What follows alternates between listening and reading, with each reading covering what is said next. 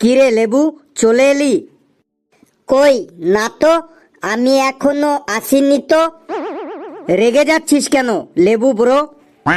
তুই যখন দেখতে পাচ্ছিস আমি এসে গেছি, তাইলে আবার জিজ্ঞাসা করছিস কেন? আরে ব্রো, ঠান্ডা হ ঠান্ডা হ, এত গরম হলে চলবে? আমি এমনিই তোকে ভালোবেসে জিজ্ঞেস করলাম। ভালোবাসিস না ছাই, ডেলি ডেলি স্কুলে আমাকে ফাঁসাইন দিস। আরে ব্রো, তোকে কত ভালোবাসি জানিস? তোকে একদিন না দেখলে আমার পায়খানা প্রস্রাব পর্যন্ত ক্লিয়ার হয় না। ওইসব পেদা কথা বাদ দে, আগে বল স্যার কোথায় গেছে? স্যার ল্যাট্রিন করতে গেছে, ল্যাট্রিন। পড়ানোর সময় ল্যাট্রিন? বেশ, স্যার যতক্ষণ না আসে ততক্ষণে একটা গান করে ফেলি। তুই আজ আমাদের রিকোয়েস্ট ছাড়াই গান গাইবি যদি ফেসে যাস? আরে এটা টিউশন বটে, এখানে ফাঁসার কোনো চান্সই নেই। তাছাড়া সামনে আমার 17টা গানের প্রোগ্রাম আছে, গলাটাকে তো একটু ঝালাই করে নি। বেশ লেবু ব্রাদার, আর কথা না বাড়িয়ে তুমি গান শুরু করো। দাদা পায়ে পড়ি রে, মেলা থেকে বউ এনে দে। দাদা পায়ে পড়ি রে, মেলা থেকে বউ এনে দে। নয়তো কলসি দড়ি দে রে, দাদা ডুবে মরি রে। দাদা পায়ে পড়ি রে, মেলা থেকে বউ এনে দে। তুই তো দাদা বউকে নিয়ে সুখে করিস ঘর, আর আমি বউ চাইলে দাদা গালে মারিস চর। তুই তো দাদা বউকে নিয়ে সুখে করিস ঘর, আর আমি বউ চাইলে দাদা গালে মারিস চর। দাদা পায়ে পড়ি রে, মেলা থেকে বউ এনে দে। দাদা পায়ে পড়ি রে, মেলা থেকে বউ এনে দে। এটা কি তুই জলসাঘর পেয়েছিস, নাকি এই টিউশন ক্লাসে তুই সারেগামা পায়ের অডিশন দিতে এসেছিস? এই তোদের মতো পাবলিককে শোধরানোর জন্য টিকটক বন্ধ হয়ে গেছে, তবুও তোরা শুধরাসনি। যেখানেই একটু সুযোগ পাস সেখানেই গান শুরু করে দিস। যা তোর জায়গায় গিয়ে বস।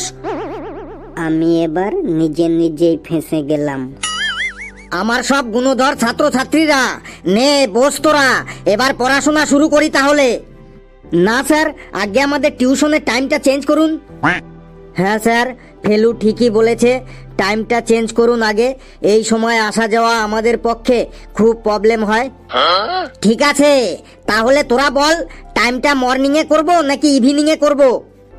স্যার, সারা রাত পাবজি খেলার পরে মর্নিংয়ে অত সকালে ঘুম থেকে উঠতে আমার খুব অসুবিধা হয়। আর স্যার, মর্নিং এ যদি টিউশনে আসি তাহলে স্কুলে কি আমার কাকা যাবে নাকি আমার মামা যাবে? ইম্পসিবল স্যার, মর্নিং এ তো কোনো মতেই হবে নাই। মর্নিং এ পায়খানা প্রস্রাব করার থাকে, তারপর খাওয়া দাওয়ার ব্যাপারটা থাকে। মর্নিং এ তো কোনো মতেই হবে নাই। তাহলে তোরা এক কাজ করবি, স্কুল থেকে ডাইরেক্ট টিউশনে চলে আসবি। স্যার, আপনি কি আমাদের পাগল করতে চাইছেন? স্কুলে এত পড়াশোনার পরে ডাইরেক্ট টিউশন? আপনি তো দেখছি আমাদের একদম পাগল করেই ছাড়বেন। স্যার, স্কুলে এত চাপের পরে ডাইরেক্ট টিউশনে এলে তো দুদিনেই আমাদের মাথায় টাক পড়ে যাবে। না স্যার, এইটো একদম ইম্পসিবল। স্কুল থেকে বাড়িতে এসে আমরা পায়খানা প্রস্রাব করি, তারপর হালকা করে টিফিনটো করি। আপনি কি চাইছেন টিউশনের চক্করে পড়ে আমাদের পায়খানা প্রস্রাব টিফিন খাওয়া সব বন্ধ করে দিই? তাহলে এক কাজ কর, তোরা স্কুল ছুটি হবার 2 ঘন্টা পরে আসবি, ঠিক 4টের সময়। স্যার, এটাই সব থেকে ভালো টাইমিং স্যার, বিকেল 4টের সময়ই আসবো স্যার। এইটা আবার কি বলছিস হাবলু? 4টের সময় ঠিক হবে? তাহলে অঙ্কের টিউশনে কে যাবে? তোর মামা যাবে অঙ্কের টিউশনে? তুই তাহলে অঙ্কের টিউশন করবি না? এই হাবলু, তুই ম্যাথ পরীক্ষায় কত পেয়েছিলি আগে বল? 4টের সময় যদি আমরা এখানে আসি, তাইলে ম্যাথের টিউশনটোতে তোর জ্যাঠা যাবে? তুই এইটো আগে বল হাবলু আমাকে। আহা, তোরা শান্ত হ শান্ত হ। তাহলে এক কাজ কর, তোরা সবাই বিকেল 5টার সময় চলে আসবি। 5টার সময়? স্যার, বিকেল 5টার সময় কোনো টাইম হলো স্যার? ওই সময় আমরা সবাই খেলতে যাই, ওই সময় আবার একটা পড়াশোনা করার টাইম হলো। হ্যাঁ স্যার, ঘেটু ঠিকই বলেছে। 5টার সময় আমরা সবাই খেলতে যাই।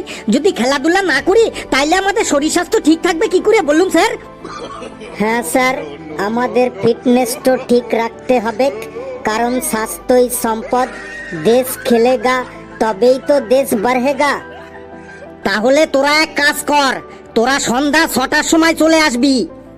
অসম্ভব স্যার। কেন অসম্ভব কেন? স্যার, সন্ধ্যা 6টার সময় খেলার মাঠ থেকে ফেরার সময় আমরা দল বেঁধে গোটা পাড়াটা ঘুরে বেড়াই। কার গাছে আম আছে, কার গাছে জাম আছে, কার গাছে লিচু আছে, কার গাছে কাঁঠাল আছে, কার গাছে লাউ আছে, কার গাছে কুমড়ো আছে, ওইগুলো সব দেখে রাখি। আর ভোরবেলা সবার গাছ থেকে ওইগুলো সব কালেকশন করি। তার মানে তোরা লোকের গাছের জিনিসপত্র চুরি করিস, তাই তো? স্যার, চাইলে যদি না দেয় তাইলে কি করব স্যার? আমাদেরও তো একটু ফল ফলাদি শাক সবজি খেতে ইচ্ছে করে দেহের পুষ্টি বাড়ানোর জন্য। আচ্ছা আচ্ছা, তার মানে এবার আমি বুঝতে পারছি, আমার গাছের পেঁপেগুলো তোরাই চুরি করেছিস।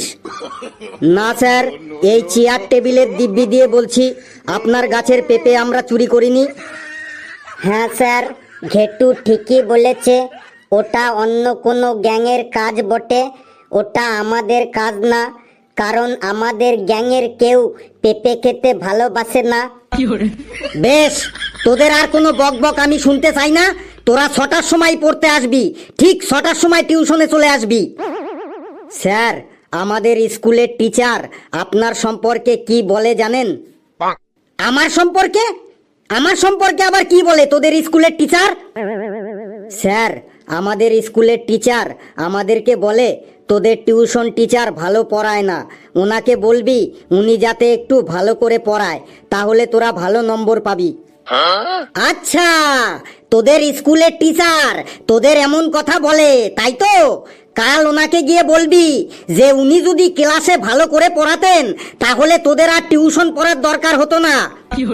আর স্যার, উনি বলেছেন তোদের টিউশন টিচার ইংরেজি একদমই জানে না, ওনাকে গিয়ে বলবি উনি যদি ইংরেজি শিখতে চায় তাহলে আমার কাছে যেন টিউশন নিতে আসে। হ্যাঁ স্যার, ঠিক এই কথাটাই বলেছে। কি, তোদের স্কুল টিচারের এত হিম্মত কি করে হয় যে বলে আমি ইংলিশ জানি না? কাল তোদের টিচারকে গিয়ে বলবি যে 1982 সাল থেকে লাগাতার ইংলিশে যারা যারা ফার্স্ট হয়েছে তারা সব আমারই স্টুডেন্ট। সবাই ইংলিশে 100-র মধ্যে 110, 112, 115, 120 করে নম্বর পেয়েছে। আমার ছাত্ররা সব আজকে America, England, Japan, France, Russia, Uganda এই সব দেশে চাকরি করছে। তোদের স্কুল টিচারকে গিয়ে বলবি কাল আমি নিজে ইংলিশে 100-র মধ্যে 150 পেয়েছিলাম, গোটা দেশের মধ্যে ইংলিশে টপ করেছিলাম আমি। আপনি 100-র মধ্যে 150 পেয়েছিলেন? স্কুলের স্যার যদি তার প্রমাণ দেখাতে বলেন? প্রমাণ আমি জেরক্স কপি দিয়ে দেবো, কাল স্কুলে গিয়ে দেখিয়ে আসবি। বেশ, তোদের স্কুলে স্যার যখন এত ভালো পড়ায় তোদের, তাহলে তোদের ইংলিশ বাদ দিয়ে অন্য সাবজেক্ট থেকে আমি কয়েকটা কোশ্চেন করি, দেখি তোরা কেমন অ্যান্সার দিস। আর যদি ঠিকঠাক অ্যান্সার দিতে না পারিস তাহলে তো বুঝিসই। দেখলি তো, এই তোদের জন্য আমরা সবাই ফেসে গেলাম।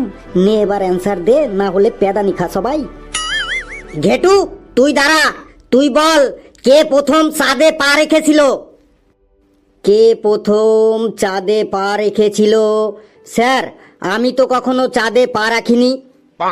আরে গুণধর, আমি জানি তুই চাঁদে পা রাখিসনি। স্যার, আপনি যখন জানেন আমি চাঁদে কখনো পা রাখিনি, তাহলে আমাকে আবার জিজ্ঞেস করছেন কেন? বেশি রাগাস না আমাকে। ফেলু, তুই দাঁড়া, তুই বল প্রথম চাঁদে কে পা রেখেছিলেন? স্যার, চাঁদে প্রথম পা রেখেছিলেন। স্যার, আমি যতদূর জানি চাঁদে নিজের ইচ্ছেতে কেউ যায়নি, চাঁদে জোর করে লোক পাঠানো হয়েছিল।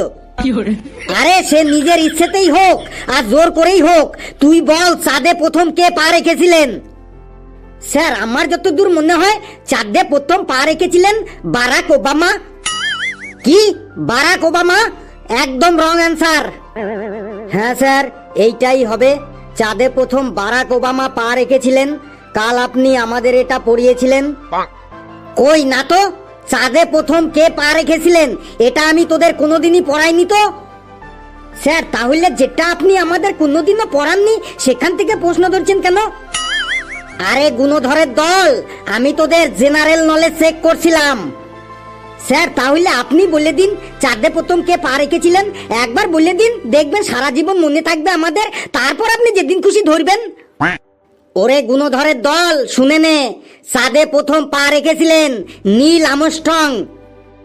স্যার এই কোশ্চেনটো পরীক্ষায় কত নম্বরে আসবে একবার বলে দিন। আরে এটা পরীক্ষায় আসবে না, আমি তোদের জেনারেল নলেজ চেক করছিলাম। স্যার এইটো যদি পরীক্ষায় না আসে তাইলে মনে রেখে কি লাভ, শুধু শুধু আমাদের মাথাটো জ্যাম হয়ে থাকবে। আর কথা না বাড়িয়ে চুপচাপ বসে থাক, না হলে কিন্তু এবার তোদের একদম পে দিয়ে গরম করে দেব। ওটাকে হাবলু নাকি? হাবলু তুই দাঁড়া, তুই বল 1000-এ কতগুলো জিরো থাকে, মানে কতগুলো শূন্য থাকে? স্যার 1000-এ 3টি জিরো থাকে। বাহ, ভেরি গুড। হাবলু তুই বস। কালু তুই দাঁড়া, তুই বল 2000-এ কতগুলো জিরো থাকে? স্যার 1000-এ যদি 3টি জিরো থাকে তাহলে 2000-এ ডবল হবে, মানে 2000-এ 6টা জিরো হবে। আমি তো এইটাই বুঝে পাই না, তুই বছর বছর পাস করিস কিভাবে? স্যার পরীক্ষা দিয়েই পাস করি। সে তো আমি বুঝতেই পারছি তুই কি পরীক্ষা দিস, তুই বসে বার। দেখ তোদের আমি স্কুলের পড়া ধরলাম, কিন্তু একজনও ঠিকঠাক অ্যান্সার দিতে পারলি না। এবার দেখ আমি আমার টিউশনের ইংলিশ থেকে পড়া ধরছি, দেখ তোরা কেমন বাঘবাচ্চার মতো অ্যান্সার দিস। দেখ তোদের আমি ইংলিশে কেমন বাঘবাচ্চা বানিয়েছি, এখনই তার প্রমাণ পেয়ে যাবি। ফেলু তুই দাঁড়া তো। দাঁড়িয়েছি sir. Tell you something about the husband. Sir মানে? এই দেখো কোশ্চেনটাই বুঝতে পারছে না তোদের, তাহলে আমি ইংলিশে কি বাঘবাচ্চা বানালাম? স্যার কোশ্চেনটা শুধু আপনি একবার বাংলাতে বলে দিন, তারপর দেখুন আমি অ্যান্সারটা কেমন ইংলিশে একদম বাঘবাচ্চার মতো বলে দিই। Tell you something about the husband, মানে হাজব্যান্ড সম্পর্কে, মানে স্বামী সম্পর্কে কিছু বল। বুঝেছি স্যার, হাজব্যান্ড মানে স্বামীর রচনা বলতে হবে তো? স্যার বলছি sir. Sir the husband is a নিরীহ social animal. The husband is a 2 leg, 2 hand, 2 চোখ, 2 কান, 1 হেড অ্যান্ড 32 পাটি দাঁত। The husband is A something husband is লম্বা, সামথিং হাজব্যান্ড ইজ বেটে, সামথিং হাজব্যান্ড ইজ পাতলা, সামথিং হাজব্যান্ড ইজ মোটা, something husband is ফর্সা, সামথিং হাজব্যান্ড ইজ কালো। দে আর অলওয়েজ খুবই ভালো। ম্যাক্সিমাম হাজব্যান্ড ইজ সারাদিন খাটাখাটনি করে ইনকাম করিং, বাট তাদের কথা ইজ সংসারেতে না চলিং, সংসারেতে গিন্নির কথাই বেশি বেশি করে চলিং, গিন্নির কথাতেই ওঠা বসা করিং। দ্য হাজব্যান্ড ইজ গিন্নি যা যা রান্না করিং তাতে নুনে কম হইং আর ঝাল বেশি হইং, সেটা না বলিং, চুপচাপ খেয়ে উঠিং।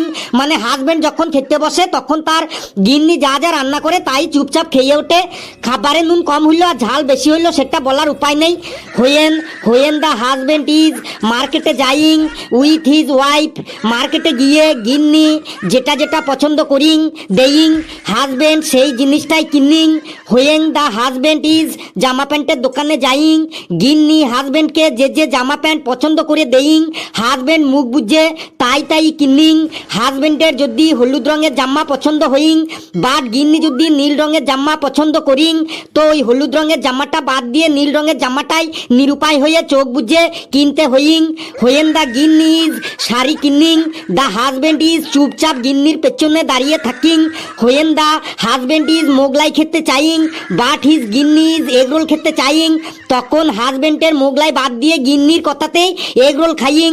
দ্য হাজব্যান্ড ইজ অলওয়েজ 32 পাটি দাঁত বার করে থাকিং, so the husband is very important in our life. বুঝেছি। বাপরে বাপ, তুই এবার থাম, না হলে কিন্তু আমি এখন পাগল হয়ে যাব। তোরা তো ইংরেজিতে বাঘ বাচ্চা না, তোরা আগে একটা সিংহের বাচ্চা। এর পরের দিন বুঝতে পারবি পেদানি কাকে বলে। তোরা এখন বাড়ি যা, 1 মাসের জন্য তোদের টিউশন বন্ধ। বন্ধুরা